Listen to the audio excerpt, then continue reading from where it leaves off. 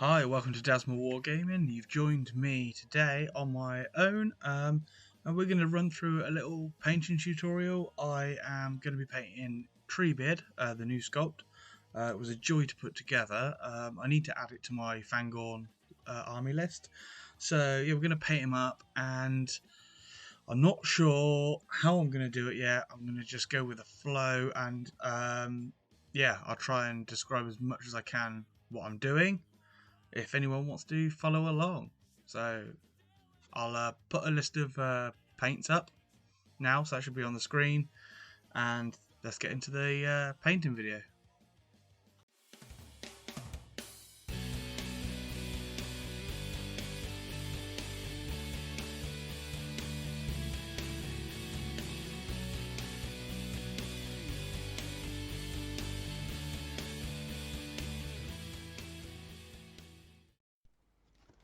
Right, so as you can see here, we've got Treebeard built, and I've primed him black.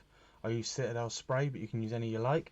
And what I've done, I've just prepped him the same way as I did in my prep video. I'll link it in the description. With the exception of the colours that I've used, I've gone for first a dry brush of Storm Vermin Fur, then a lesser dry brush of Administratum Grey, and then Ulthuan Grey over that. But if you follow the same technique as in my preparation video, you should end up with something that looks just like this. So the first paint that we're going to grab is a contrast paint, and it's going to be Skeleton Horde. We're also going to pick out one of our most beat up old cheap brushes, to be honest, because all we're doing is straight out the pot, and we're just going to cover the whole model in this. Just look out for some heavy pooling. Just pick that up as you go, stay with it while it dries, and just mop up any excess with your brush. But yeah, with this step, couldn't be any easier really. Just go over all that pre-shading that you've done with Skeleton Horde contrast paint.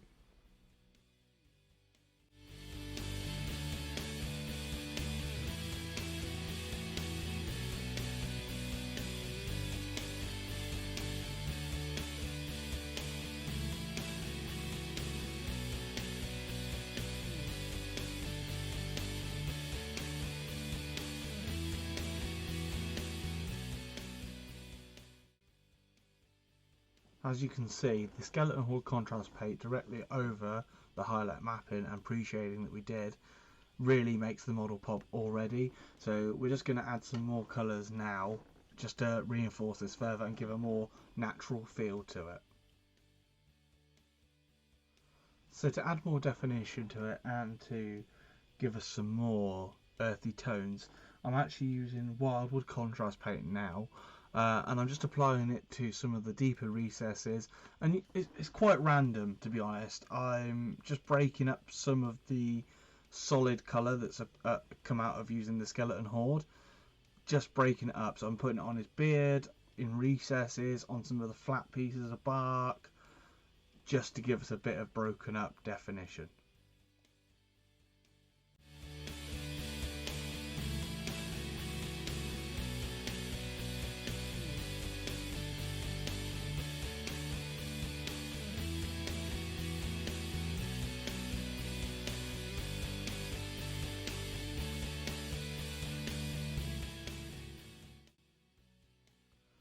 So you should be able to see now that by applying that Wildwood contrast paint, we've given ourselves more shadows where they need to be. We've broken up the Skeleton Horde colours and started to make it look more natural.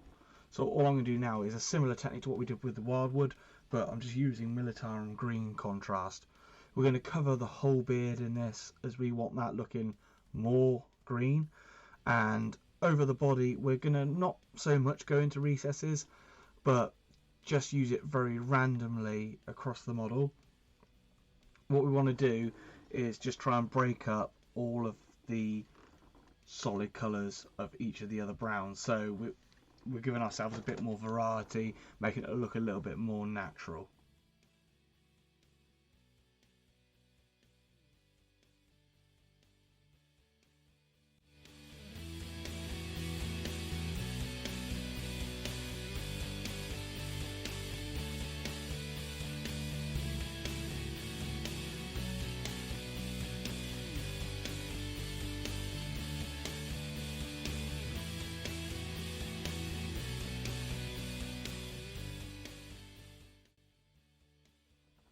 So now with all that Militarum green contrast paint done, it looks quite good now. I think if you wanted, I think you could quite happily base him now and put him on a tabletop. Although not complete, it's 3 colours and would be classed as Games Workshop Battle ready right now, and looks pretty good if I do say so myself. But we want to keep pushing it and go to the next level. So what we're going to do now is give it a dry brush. So I'm using an Arts Opus Series D dry brush, and we are applying Baneblade Brown now quite liberally all over the model, excluding the beard. We're just going to start highlighting it. The trick with the Arts Opus Series D as well is you want to keep the bristles slightly moist, not wet or anything, but it just gives you a smoother finish. You don't have to use Series D. I mean, makeup brushes work the same, but I'd always recommend using a little bit of water just to act as like a flow aid for your paint. But yeah, you just go over the whole miniature like this, and then we'll go to the next step.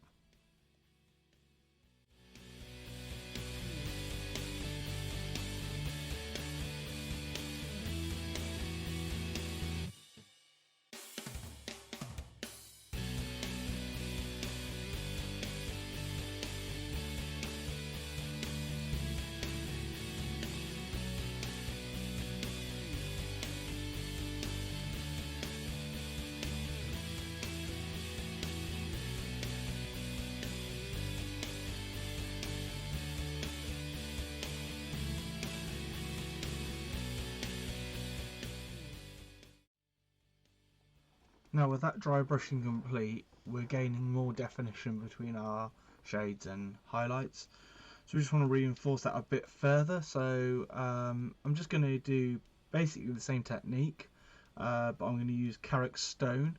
We're going to be a bit more selective and not so liberal with the dry brush. We're being more careful not to go into the recesses and trying to follow where that light would naturally hit. Like with the highlight mapping that we did before, the contrast went straight over that, so you can still see where your highlights are meant to be. So just follow that mapping under your contrast with your dry brushing, and you'll be hitting all the areas where light would naturally fall anyway.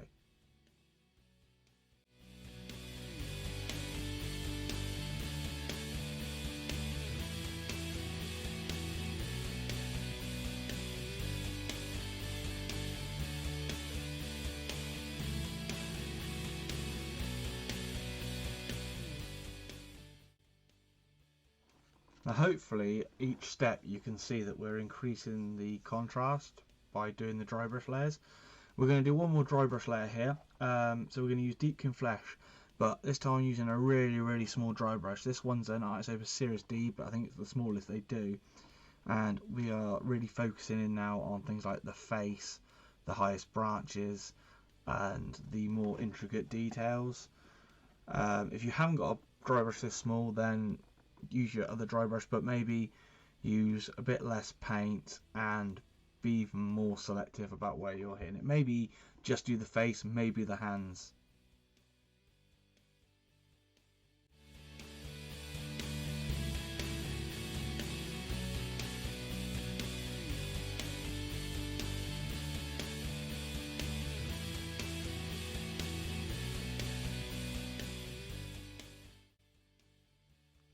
So with that step done, that's the last of the dry brushing and most of Treebeard's body complete. What we're going to do now is just reinforce some of the green tones again, similar to what we did with the Militarum green contrast, but this time we're going to use a Athonian camo shade. I've mixed this 50-50 with water. Mostly we're going to apply it over the beard because the dry brushing's knocked that green tone back quite a bit, so we're just going to reinforce that a bit more. And you know, it's similar to what we did with the Militarum green contrast. We're just going to add this in blotches sort of across the body just to give us some different tones and make it look more realistic.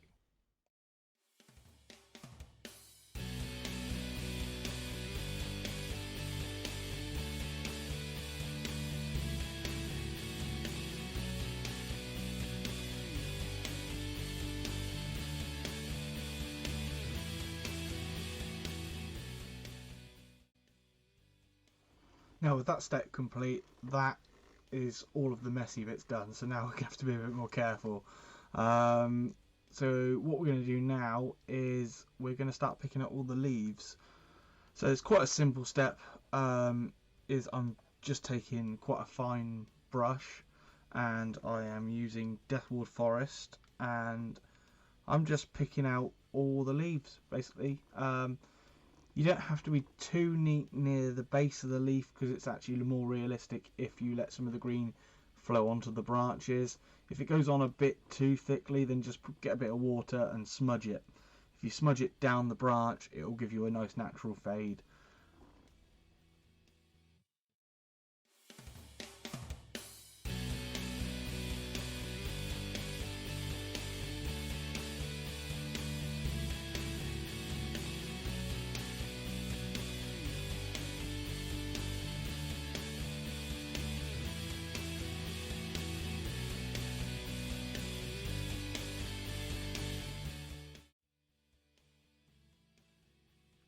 What I also forgot to mention was that Treebeard actually has some mossy areas that are sculpted on, especially around the bottom of his legs. Use that Deathwood Forest just to colour in these as well. You'll also find some of these areas in his beard, as well as some leaves there, so make sure you catch those too.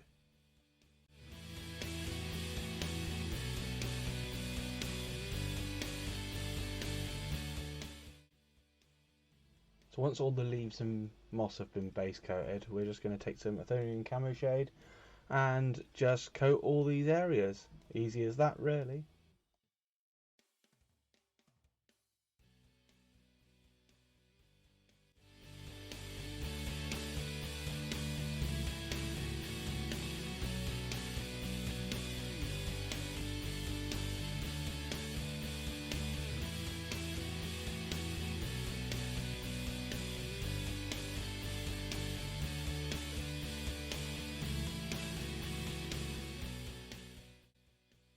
Once the Atholian Camo Shade is dry, we're going to take some Strachan Green and a fine brush, and I'm just going to pick out all of the details on the leaves. This is quite time consuming, but it's well worth it.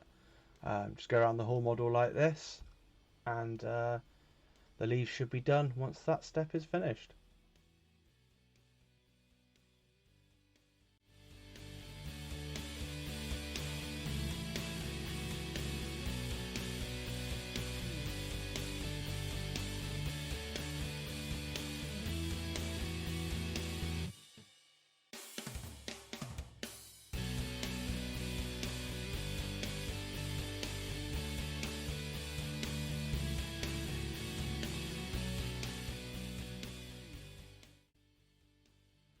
Now all across the Treebeard model you're going to find things like growths and fungi and things like that. So what I'm doing here, I'm just going across the whole model trying to find those and using XV88 just to put a base layer on all those areas.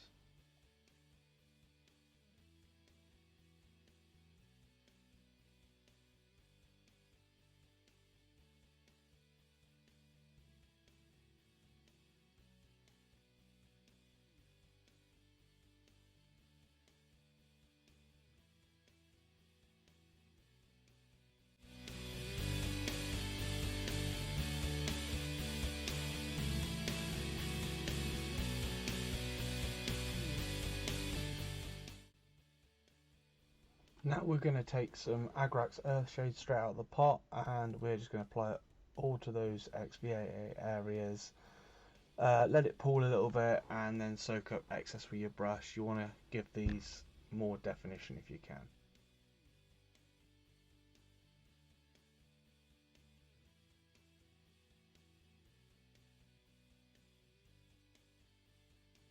And while we've got the Agrax Earthshade out, we're just going to apply it as well to the deeper recesses on the models, particularly the wood that's exposed inside the bark areas.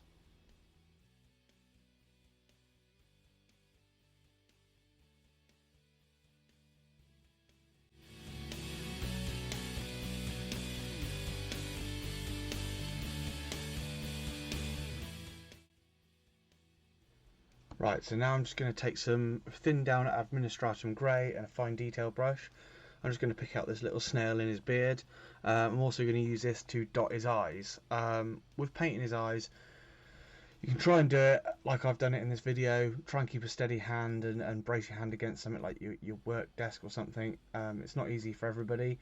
If you've got thinner paint, it tends to go into the eye recess a bit easier, and what you can do after that is pop in a bit of non-oil or Agrax Earthshade, and that'll flow around the eye and neaten it up. Works quite well actually for hiding little mistakes like that.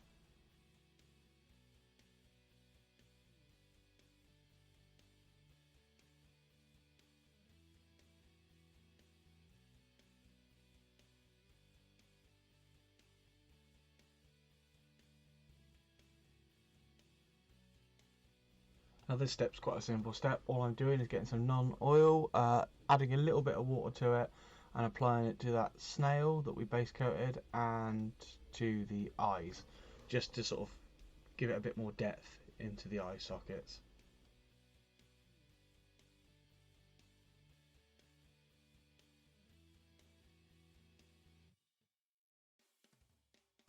Now the bit that fills me with dread.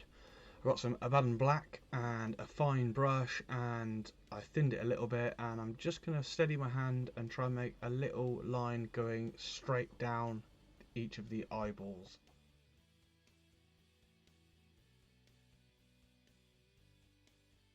And with that done, Treebeard's eyes are complete.